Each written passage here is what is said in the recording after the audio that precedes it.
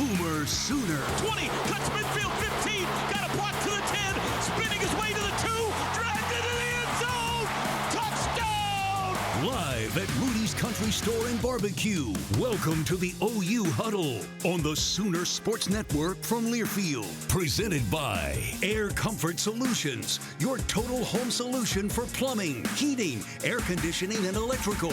Make the winning call today. Also brought to you by Riverwind Casino. Good times, great rewards. Bud Light, easy to drink, easy to enjoy. And by Rudy's Country Store and Barbecue, bringing you the best in real Texas barbecue. Now, here's Teddy Lehman and the voice of the Sooners, Toby Rowland. Still not right. Hi, everybody, and welcome to Rudy's Country Store and Barbecue. Week 2 of the college football season is upon us, and we're going to talk about a 51-3 Sooner victory over Temple in Week 1. Cheers. Anyone? 51-3? All right. Temple. And we're going to look ahead to a 6:45 Saturday night showdown with the Houston Cougars. And here to help me do that, 2 of the all-time great Sooners. The young man on the end took the ball away from Texas. That's Caleb Kelly, everybody. All day, every day, baby. Every day. And this is the People don't forget.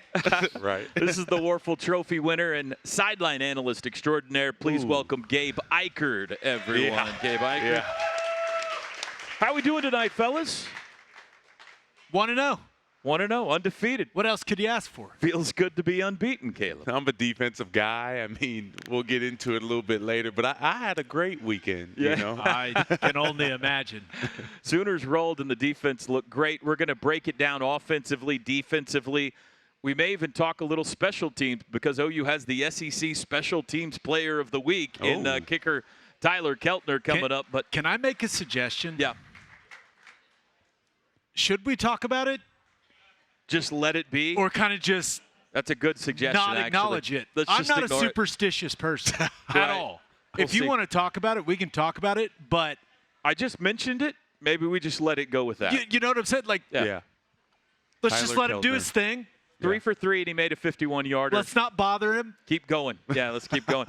Kickers are an interesting breed. Let's just let him be. Big picture reaction to this one. Don't get too nuts and bolts on me here, but Gabe, what's your big picture reaction to 51-3? Defense looked fantastic. And I think anyone that watched that football game, the physicality at the line of scrimmage, the tackling, I thought the tackling was really good. The secondary really didn't get tested much at all, but coming into the season, we all thought, hey, this could be OU's best defense in a long time. And the performance against Temple doesn't make me feel any differently. Right. They looked fantastic. They were flying around, forcing all those turnovers. I mean, that's stuff that Zach Alley and Brent Venables and the rest of that defensive staff have preached and preached and preached all offseason.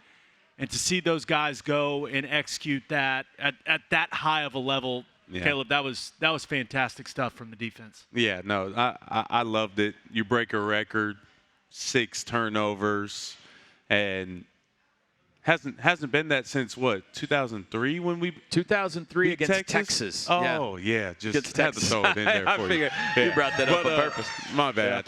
But you know, you go into a game like that, and there's all this work that's been done. We always talk about how players like, man, I just want to play somebody else finally, like somebody I can whoop on you, and I don't have to think about your parents that you're trying to work for because I don't care about your parents. And you know, and it's one of those situations where you got to go in and handle your business, and we did that. My favorite thing about games like this is when you get the 3rd, 4th string guys in and they're getting turnovers. They're making big plays. They're scoring touchdowns. And you're like, oh, we're going to be good in the future too. It's like a little sneak peek. And so, yeah, I loved it. I loved it. Opening segment presented by Community Coffee, family-owned Community Coffee, the official brewed coffee of OU Athletics.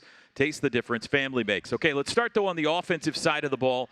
Quarterback Jackson Arnold goes 17 of 25. 141 yards, 4 touchdowns, no interceptions. He had 34 rushing yards as well. Also had a very nice punt in this game. It's a beautiful punt. Yeah, what was your assessment of Jackson Arnold's Solid. home debut? Solid. I thought it was solid. did not make any major mistakes with the football, which I know was a large concern for a lot of people coming into the season. Made some big-time throws in this game. I thought this play right here to Bauer Sharp, just a great example of him being a football player, kind of ad-libbing and making something happen. I liked what he did with his legs. I wish he would not take some of the hits that he took. Slide. And we talked to Jackson after the game, and he said, hey, I didn't have that many opportunities to slide. And I kind of just looked at him. I could hear you side-eyeing him through the radio. Correct. Yeah. Correct. So he's got to be smart when he takes off and runs, or when he pulls some of these read concept and he's utilized in the run game.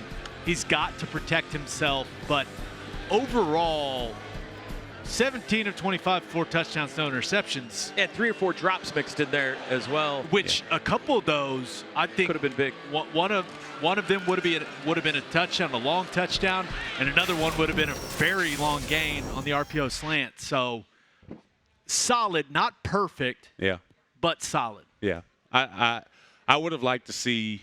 And now I'm saying this when we got 220 yards rushing, but I would have liked to see even more of that. Let's put I've been talking up a lot of running backs lately too, and so that might be the personal bias of like, hey, I've been talking y'all up, so can you please help a brother out and go show out? Right. But outside of Taylor Tatum, it just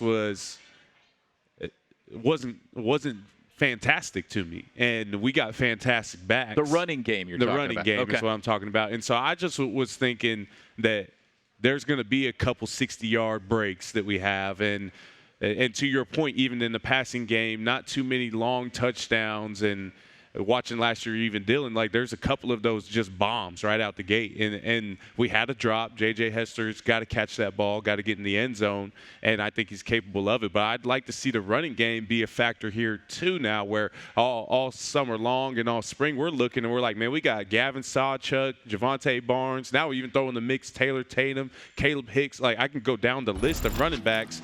We're at a situation here now where we got a Joe Mixon, Samaje Perine kind of style running game that we can get going. Put 2 backs in there, make some plays, and really that's the hardest thing as a defensive guy to stop is a 2-back scheme. You can go 12 personnel, which is 2 tight ends, and they can get in all different kind of formations, and that's something that defensive guys can stick with. But, man, when you're up with that 2-back, that's the hardest read. It's the fastest read you have to have. You throw some pullers in there, and that's just things where in my experience, I'm wishing we could have even more just out of those running backs, because there's so much potential, there's so much skill, and that wasn't the best defense we're going to face all year. So when are we going to turn that running game on is kind of my expectation. This kid was exciting. Here's Taylor Tatum on the final offensive possession of the night. Gave only 3 explosive plays out of the offense. There was the long pass to Farouk early, and then Franklin had a 30-yard run, and that run you just saw from Taylor Tatum went for 35. So to Caleb's point, the offense was, fine, but not super explosive. Yeah, there was not the level of consistency that you're looking for in the run game, especially early in the game. You come out against Temple in the opener, you kind of want to set the tone in that first quarter, that first half with your running game, and there just was not a ton of movement at the line of scrimmage. And give Temple credit for that, but that offensive line, they know that what they put on tape is not up to the standard that they have set for themselves in that room. So I'm extremely interested to see them come out against Houston and see how different it looks. But that is a performance that undoubtedly the offensive line is going to be disappointed in. You look at the final number, 220 yards rushing, I think that's a little misleading as to what the running game actually looked like in this football game for Oklahoma. Let's highlight a couple of positives, starting with Deion Burks. 3 touchdowns for him. 6 catches, only 36 yards, but obviously he's got a knack for the end zone. He was able to get there 3 times, which is a Should record. Have been 4. Could have been 4 for sure. And Bauer Sharp scored the first touchdown of the season. He looked good. We've heard a lot about him in the preseason. He had 5 catches on the night, actually led the Sooners in receiving with 47 yards. But, Caleb, we've heard a lot about, well, we saw Dion in the spring game. Yep. But Burks and Sharp, and they look good. Yeah, and this is only the beginning for Dion Burks. I mean, we've seen him have, 9, 10 catches now, including the spring game, and every single time he touches the ball, it is exciting. I mean, I love the way that they get him in on runs here, and now they're trying to find different ways to give him the ball. I'll just go flat out and say it. I think he's the best athlete we have on the offense, if not the entire team. And so, in reality, when you got a guy who could catch the ball, run the ball, and do everything you want, why not give him the ball, give him like 10, 15 touches? Gabe and I were talking earlier. It's like we got to get him the ball as much as possible. He's built so tough that he can take the hits. He can give them as well, and he's not somebody you're going to worry about on making a bunch of mistakes because he's an older guy. So Dion Burks is what you see right there, and even more. Like, he's going to break a couple tackles, go get 75-yard touchdowns on screens. Like, he's everything you want. And I was talking with scouts before the game and told them the same thing. Like, focused, ready to go. Dion Burks fan all the way. We'll hold off on the scouts for a little while, okay? He got 9 touches. You take maybe twice that many out of him? I think Dion Burks needs to be treated like a number 1 wide receiver in the NFL. That's how I would approach the situation. I know a lot of people want to make the Tyreek Hill comparisons just with the way that he's shaped. But when you look at the best wide receivers in the National Football League, it's 12 or 15 targets a game. Yeah. I think that's the type of treatment Dion Burks needs to get. That 12 to 15 touches and targets. He is so dynamic. There's just not a lot of teams in the country that have an answer for him. No. And the jet sweep is a good play to him. Yeah. Yeah, I said it.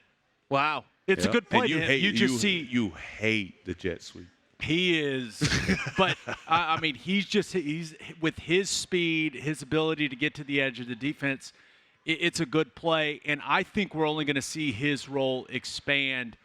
I continue to think back to last year.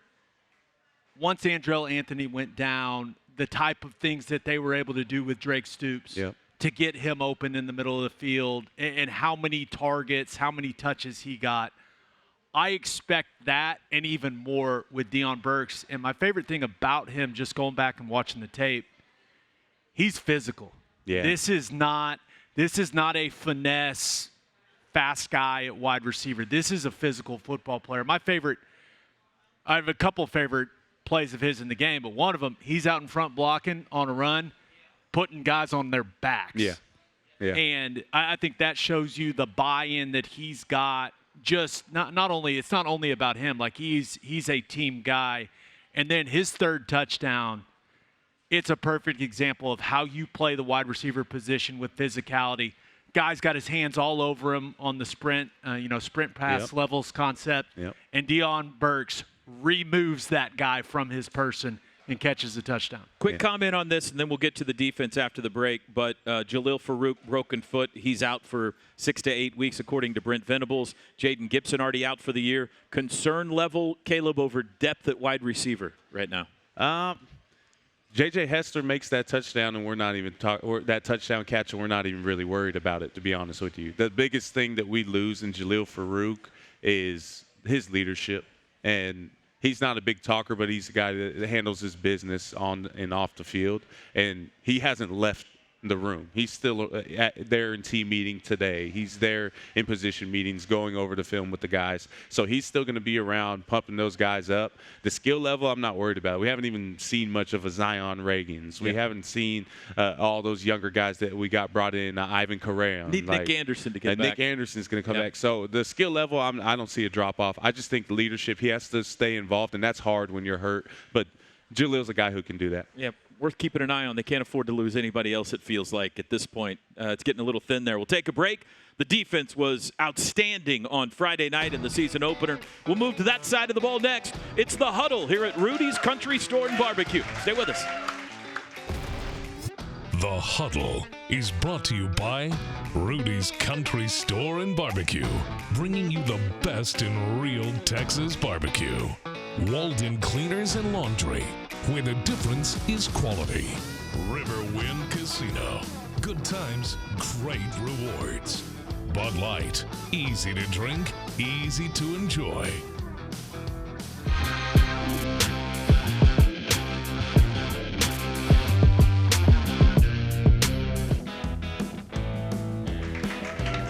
All right, welcome back to the Huddle, everybody. We're brought to you by Air Comfort Solutions, your total home solution for plumbing, heating, air conditioning, and electrical. Make the winning call today. Let's talk defense. Sooners beat Temple 51-3, 6 takeaways. They lead the nation in takeaways after week 1 by 2. Nobody else in the country has more than 4. And less than 200 yards. They hold the Owls to less than 200 yards. 6 sacks. Gabe, all around, Caleb, I'll start with you. You're the defensive guy. All around, just a fantastic first performance from a defense that we had high hopes for going into the year. Yeah, and you love it because it's so many different guys involved. And even the 3 points, and I'm sure that even Coach Venables will talk about this later, only comes off of a 15-yard penalty by Robert Spears-Jennings that he got a whole earful today in front of the whole team, which was kind of lighthearted, but, is what it is. And just a physical defense, though. You get so many turnovers. Ethan Downs pops off the first one with a punch, forced fumble that's just textbook. You get some big hits. Lewis Carter on the punt team. R.J. Spears-Jennings gets a forced fumble. Grayson Halton gets a forced fumble after the little Jackson Arnold punt. It was just complimentary football. And, man, defense, I'm a defensive guy. I got a little bit of bias to the championship teams that I was on. A little something about takeaways. We sucked at pass defense and all this. It is what it is. I'll call it what it is. And now we got like 6 different cornerbacks back there. We got one of the best safety rooms in the entire country. I don't care who you're putting up against them. And we got a defensive line that can get some sacks, some TFLs, 9 TFLs. Plus linebackers. I don't know. Now, I may be giving everybody a little too much hope here, but I think it's going to be a really good year after what I saw. It was Temple, but they did look the way you hoped they would look, Gabe. It was Temple, and I'm just going to be honest. That's as bad as an offensive line as you're going to play. It's as bad as I've seen in quite some time in what you would consider, I guess, a Power 5 conference now there in the American. They got a long way to go up front. I think it's going to be a long, long season for Coach Drayton and the Owls. But I was really encouraged with what I saw from the defensive line. Yeah. That's where great defense starts. And I thought the combination of Dominic Williams and Jaden Jackson in the interior, I thought those guys played at an extremely high level. Yep. I thought Dejon Terry he was as active as I've ever seen him in an OU uniform. And then Grayson Halton brought what I hoped he would bring to the game, and that is his ability to be a disruptor, to be dynamic when it comes to playing on the other side of the line of scrimmage.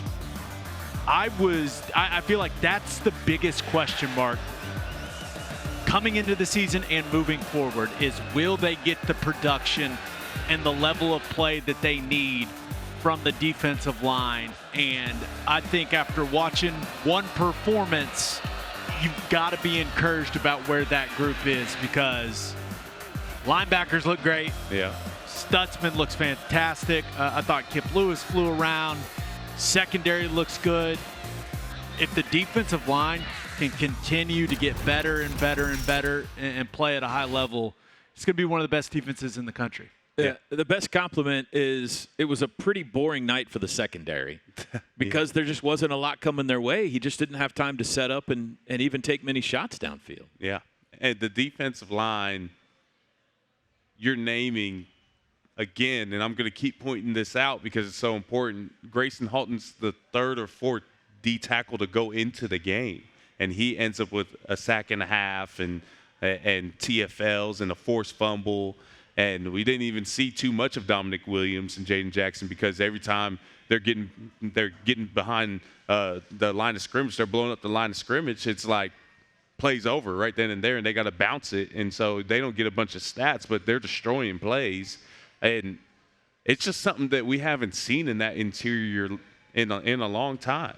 Like you saw it a little bit in the Texas game last year with Ethan Downs making plays, and DeJoun Terry showed up that game. But now we have layers where you get a real rotation going in, because those are bigger dudes. Those are 300-pounders trying to run around, and rotation is what gets you on that third down. Grayson Halton running in and going and getting the sack.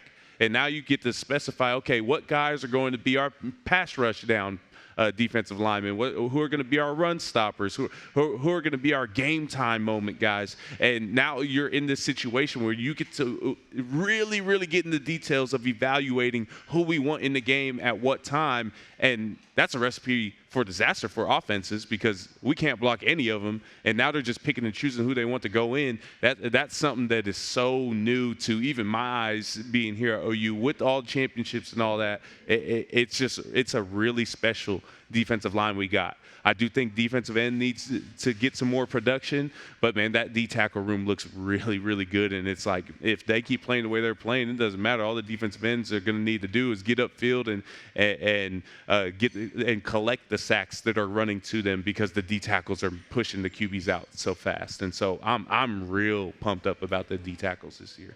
Opponents are going to get tougher, but it's great. I mean, this takeaways get contagious, Gabe. Sacks get contagious. You get a little positive momentum going early in the year. You start to believe you're a great defense. That's not a bad thing. No, not at all. And that was something that Danny Stutzman told us when we talked to him on the radio after the game, was that forced fumbles was something that Zach Alley and Brent Venables emphasized over and over and over again in the offseason, because they thought that portion of the defense, production when it came to forced fumbles a year ago, was nowhere near where it needed to be. Only 6 all of last year. And you look up, was it 4? 4 of them on Friday night, yeah. 4 on Friday night. So I think that when you preach something all offseason and then your players go and execute it, it just creates a buy-in. Yeah. It's like, also the coaches go, I told you.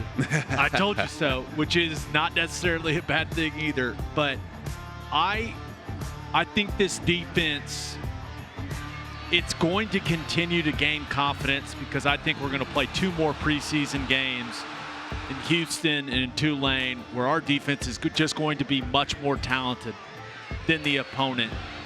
And then it'll be time for the real test. Oh, yeah. And my hope is that they continue to build confidence, build continuity, and stay healthy when the Tennessee Volunteers come to town. Now, they can't look ahead like I am. Can't do that as a player, but yeah, I think that's the reality of the situation for the defense. Hey, Caleb, Zach Alley gets a game ball. His first game as defensive coordinator held him to under 200 yards. Tell us a little more about what you've noticed from Zach Alley. Oh, yeah. Zach Alley is a guy that we talked about in the spring was kind of interesting to me, because you hear about his upbringing of he was a Clemson kind of student assistant, earned GA, and kind of just sprung into the football world. Then he goes away and finds his own DC job, and then Coach Venables brings him back, and all anybody wants to talk about is how he's mini Coach Venables. Yeah. Like, he's just the looks exact like him, copy. sounds like him, everything. Yeah. Which is true, but then you see how regimented he is in his day-to-day, where I see him work out at 6 a.m. every single day, and then he has his next thing he goes to every single day. And it's like we talk about that with players, where Deion Burks was a guy who ate Chipotle 3 times a day, and he ate them at the exact same time, and it took us forever to get him off that schedule to be a part of the team. Well, now you see a coach doing it, and I don't know if y'all heard, but Coach Venables said he didn't call a play. Yeah. And that for Coach Venables, he's not a helicopter parent, boss, coach kind of person, but he is, if you didn't know. And this is his baby, OU football. And so him not calling the play, like, that was just kind of brush under the rug. No, that's a huge deal. And so that's just a testament to who Zach Alley is. But you should see him interact with the players. They love him. He jokes with them. He jokes with the linebackers. He can yell at them, correct them when it's time to do so. He's just somebody that is going to work in all facets of what college football is today. A younger guy who's going to be great at recruiting, but also knows the defense so well. It's the first time ever that since Coach Venables has been here, that he didn't know what a play was called. He had a film play up, and he was like, Allie, what's this called? And I'm looking like, whoa, this is different. Whoa. Like Coach Venables doesn't know a defensive play call. Like that means Zach Alley's he's the one really leading this defense. Like he's the one actually doing it, and that sets up Coach Venables to go help with the offense, to go help with so many other things, and then come back and assist with the defense. Where that just hasn't been happening, and so for the future of the program, but for this year specifically, like. Zach Alley is that dude that you can believe in, and you saw it. He called a great game. In addition to the 6 takeaways and 6 sacks, another perhaps record set on Friday night, Taylor Wine gets 2 personal fouls on the same play. Yes, Maybe sir. my favorite play of the football game. Yeah, we sent it in, and neither one of them were personal fouls. I can't. The quarterback was going to try to make the tackle. Oh, yeah, for sure. You can block the guy. Yeah. I'm eager to ask Coach next hour whether he was upset with him or high-fived him after You the have game. to I ask him. high-fived him. You high-fived him? Oh, yeah. Okay. Oh. That's what matters. You want to know what I thought when I saw it? Yeah. 44, he's blocking pretty well. Tight end? Oh, my God. Just saying. Trying to move. What did I He's trying to say? move guys to the offense. What? We'll You take guys a have break. enough guys on defense. We're talking about the opponent, the Houston Cougars, in Week 2 when we come back. Log on to Soonersports.com/kids for information about joining the Sooner Junior Kids Club presented by OG&E and brought to you in part by Orthodontics exclusively, Mathis Home, and Devon Energy. OU's 2024 football games are available on Exitos 96.5 FM in Oklahoma City and 101.5 FM El Patron in Tulsa, as well as on those stations' websites. Each OU Spanish broadcast will feature a 30-minute pregame show and a 15-minute postgame show. The best place to gear up for game day is shop.soonersports.com.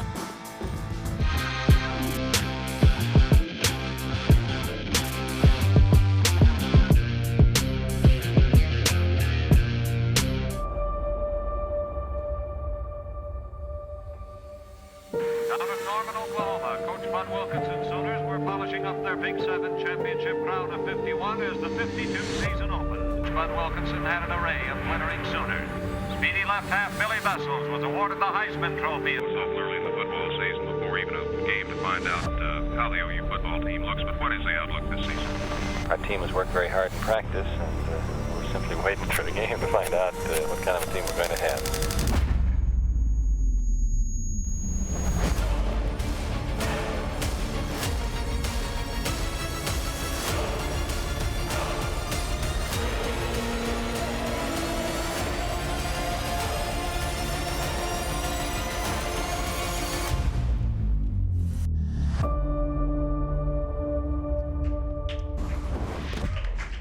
I can't wait. Saturday night, we get to see the new alternate unis, the throwback to the Bud Wilkinson era of the 40s and 50s.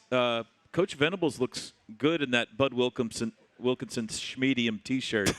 You think he's going to wear that on the sideline? I hope so. That So would do be I. awesome if he would do it. But we break him out for the first time on Saturday night against Houston. That'll be a lot of fun, and it's time now to go behind enemy lines, brought to you by the Riverwind Casino. Good times, great rewards.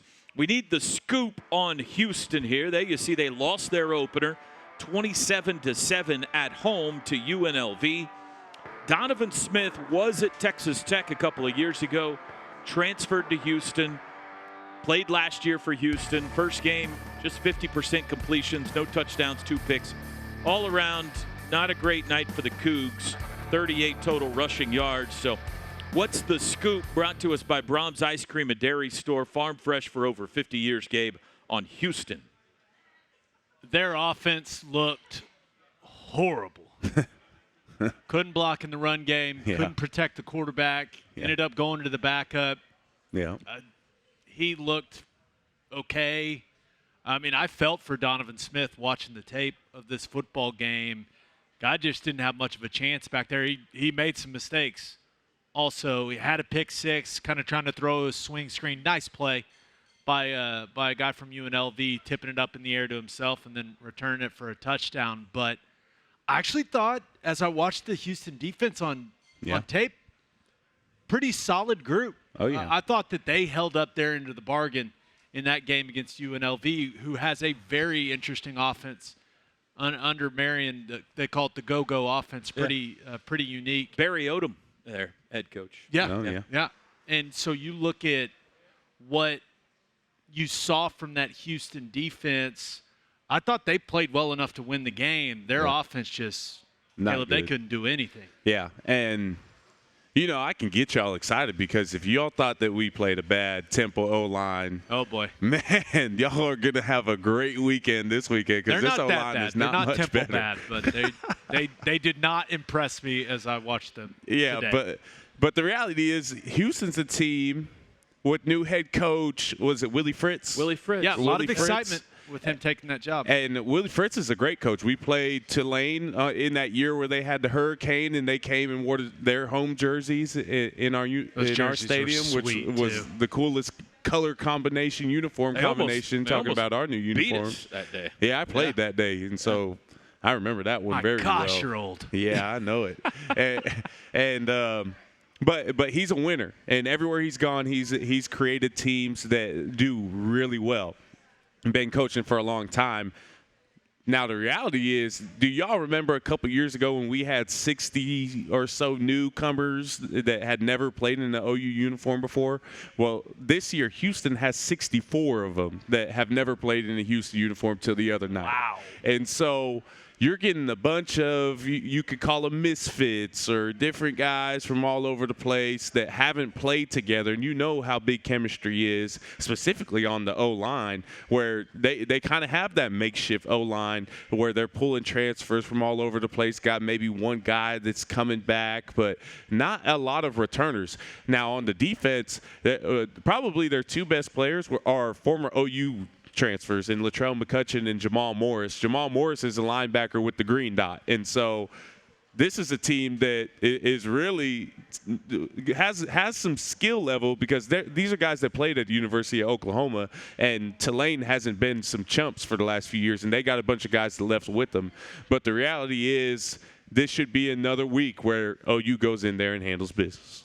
I really think when you look at what the defense needs to do, I expect them to control the line of scrimmage, but Houston does have some speed at the skill positions. Yeah. So really what you're really hoping to eliminate if you're Zach Alley in this Oklahoma defense is don't give up the big play. Don't let a guy run by you. Don't bust anything in the back end of the defense where you hand them something easy, because it's highly unlikely that if you just play assignment sound defense, that this Houston offense is going to be able to put drives up against you. It's just that isn't the type of group that it appears that they have this season. Yeah, Houston had a rough week. UNLV is a good team. UNLV might win the Mountain West this year. They're a good squad. But I talked to Willie Fritz earlier today, and I said, I know it's a long list of things you want to do better, but what's at the very top? And he said penalties. He said we just killed ourselves with penalties. They had 10 of them, in the opener. Wow. So they got to do a lot of things better than they did last Saturday. It's time for our Taco Mayo. What's on the menu? Big appetite, bigger savings. Download and save today at Taco Mayo. What do we want to see from the Sooners in this one, Caleb, as it pertains to their opponent in Houston specifically? Well, when you play a team like Houston, who in the past we honestly haven't played very well. I mean, we lose back in 2016 down in NRG Stadium. Baker's first game with them, and then they come back and we win on a last-second touchdown pass, and then the following year that we play them, we stop them on their going for the game-winning touchdown pass. Like we just haven't handled business against this team for whatever the reason is, and so now that they're coming back, OU just has to focus on OU. And that's what every single week you're going to hear coaches say. But the reality is, do you got the feel-good bug because you had a great defensive performance? Do you have the feel-good bug because you had a decent offensive performance? Like, are you coming into this game thinking, well, we whooped the last team we were supposed to beat, so we might as well just whoop this one too. Or are you coming in treating it like it could be your last potential game, and you have to have so much urgency into it? Because Donovan Smith is a vet. Like, he has over 20 rushing touchdowns, over 5,000 passing yards, and over 48 or something and passing And touchdowns. a whole lot of turnovers. And a whole lot of turnovers, but reality, he is a big guy too. dual threat quarterback. Yeah. And so I think that this is a game where OU has to focus on themselves, but they can't have that feel-good bug. Something quick about what OU needs to do? Running game. Yeah. That's what I want to see. It'd be great to see him establish. Yeah, you look at Anthony Holmes and Carlos Allen for them in the interior. I was watching them on tape earlier today. Short and squatty. Pad level's going to have to be good. These guys are better than what Oklahoma just saw against Temple in the interior, and didn't get the movement you were looking for against Temple. It's going to be even more difficult against Houston. So that's what I want to see. I want to see defensive linemen being displaced off the football. And I think that that's going to be a big emphasis of what this offense is going to try to accomplish this week. That Houston game was the second year of Baker, wasn't it? The Tennessee game was his 2015. Right. Would have been his first. That was stupid. We'll take a break. We're talking about the week in the SEC when we come back here at Rudy's. Stay with us. We want to thank all of our Sooner Radio Network affiliates across the state and region. Fans can check out Soonersports.com for an affiliate in your area. And if you're traveling outside the state of Oklahoma, you can listen to all the action on either SiriusXM Radio or download the Varsity Network app and listen free. Taco Mayo. Big appetite, bigger savings. Download and save today. Air Comfort Solutions, your total home solution for plumbing, heating, air conditioning, and electrical. Make the winning call today.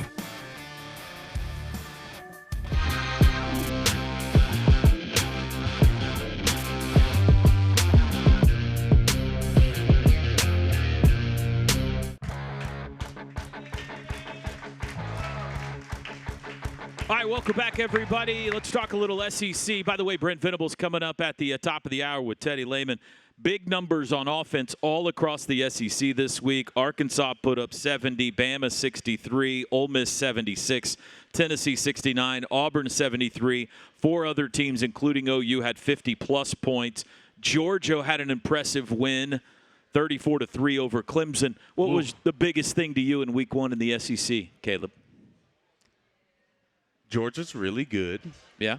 Not agreed. And I don't know who's going to beat them, but they're really good. And Texas A&M, I watched that game as well. Their team that could have won that game multiple times throughout.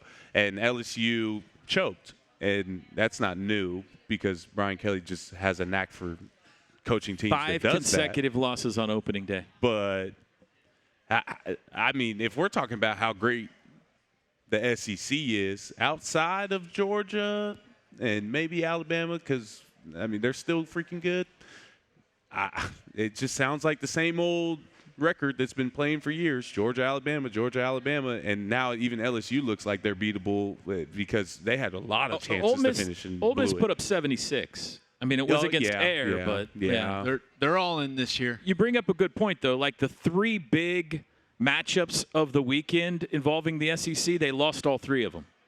Florida got beat by Miami, Texas A&M. Oh, they got whooped. Cam Ward went crazy. A&M got beat by Notre Dame, and LSU got beat by USC. Yeah. Yeah, it was not if you're trying to, and I don't think OU fans are this way, like walking around like SEC. I don't think we do that. No. Or at least I hope we don't do that. But, yeah, it was not a good weekend for those that want to make the argument that the SEC is just head and shoulders deeper at the top than, let's say, the Big Ten. Right. I mean, we watched USC and LSU play straight up, and USC won the football game. Penn State looked good. Penn State looked, man, I was hoping, because Neil Brown is my guy, I was hoping that West Virginia would come out and play at a high level and be super competitive, and Penn State just You know what it was.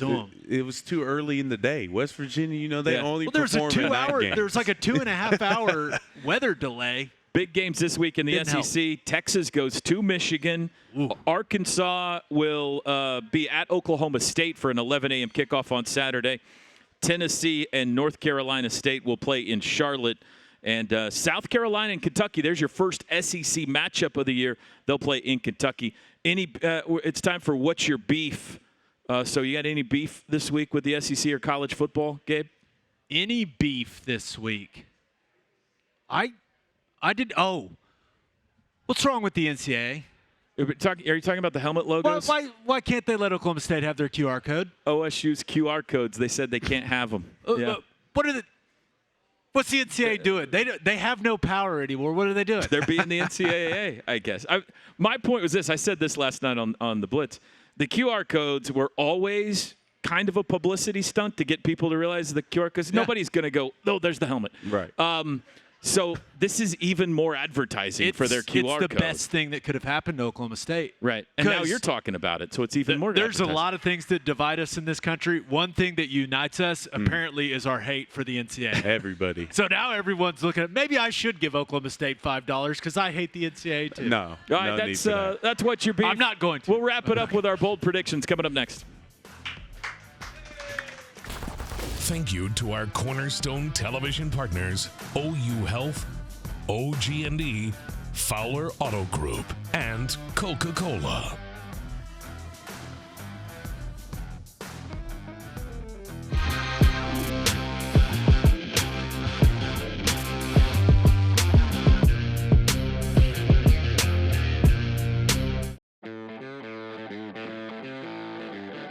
What's Your Beef was brought to you by Didier Ranch's premium ranch-raised beef. Can be shipped anywhere in the continental U.S. Visit DidierRanch.com, DidierRanch.com to order. Didier Ranch, tradition tastes better. It's time for our Air Comfort Solutions Hot Take. Team Josh and Caleb, the only one to get theirs right last week. What do you got, Caleb? Hot take for OU Houston. 2 pass touchdowns over 40 yards. Ooh, I like that. All right, what do you got, Gabe?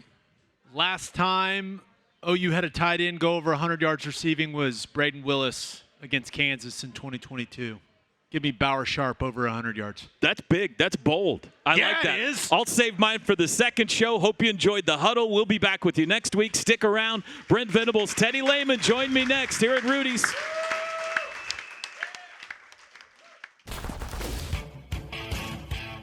The OU Huddle has been brought to you by Rudy's Country Store and Barbecue, bringing you the best in real Texas barbecue. Walden Cleaners and Laundry, where the difference is quality. And by Bud Light, easy to drink, easy to enjoy. The preceding has been a Learfield presentation on the Sooner Sports Network.